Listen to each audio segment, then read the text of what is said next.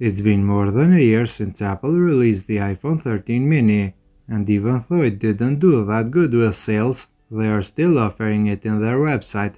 With the iPhone 14 series, Apple didn't release a mini model, so if you want a great compact device, the 13 mini is your best choice. In this video, I'm going to tell you if the iPhone 13 mini is still worth buying and using in 2023. When it comes to the build quality, this device is still very premium. As you know, it is made of glass and aluminum and it feels amazing in the hand. The glass on the back is glossy, so if you get the darker colors it will show fingerprints. The matte frame on the other hand doesn't show fingerprints at all, and I prefer it over the glossy stainless steel of the Pros. During the year I used this device without a case and it has some marks. But overall I would say the 13 mini is very durable.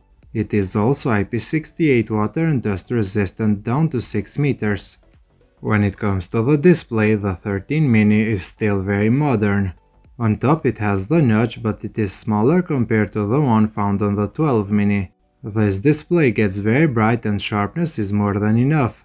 The only thing missing from this display is the ProMotion. And even with that missing feature I am kind of okay since iOS here is very smooth.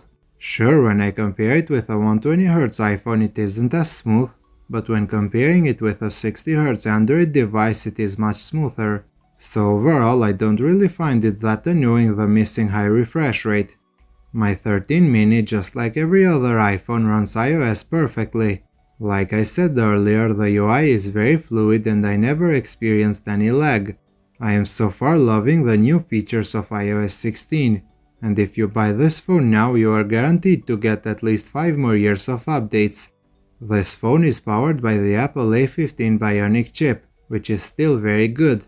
This chip is so powerful that Apple decided to use on the iPhone 14. Sure, the 14 is slightly faster, but in most cases the 13 and 13 mini do an amazing job and they are almost identical. Honestly, it is just insane how a compact device like the 13 mini can be so powerful. Also, the storage of this phone is plenty enough since it starts at 128GB and it can go up to 512GB. Even when it comes to the RAM, the 13 mini does an amazing job since it can keep many apps open in the background. The iPhone 13 mini comes with dual cameras on the back, a main lens and an ultra-wide lens. In daylight both of them are amazing and produce incredible results. Pictures taken with these cameras are very sharp with excellent colors and dynamic range. Even in low light with night mode these cameras have never disappointed me. It doesn't have a telephoto sensor, but for a regular user the main and ultra-wide camera are more than enough. The selfie camera is also very good, and it takes great images with plenty of details. The night mode on the other hand is good but not the best. When it comes to videos, the iPhone 13 mini is just amazing. It can record videos up to 4K at 60 frames per second, and the results are just stunning. Overall, the cameras of the 13 mini are still amazing, and they will deliver in every scene. When it comes to audio, the 13 mini has stereo speakers. Sound from these speakers is very clear, but they don't really get that loud.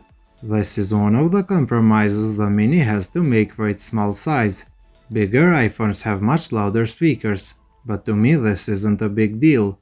So what about the battery? Well, I am happy to report that the 13 mini has a great battery life. During my usage the mini lasted for the most part of the day, and even though I had to charge it every evening, it is much better than the 12 mini, and I would say better than the regular 12 as well.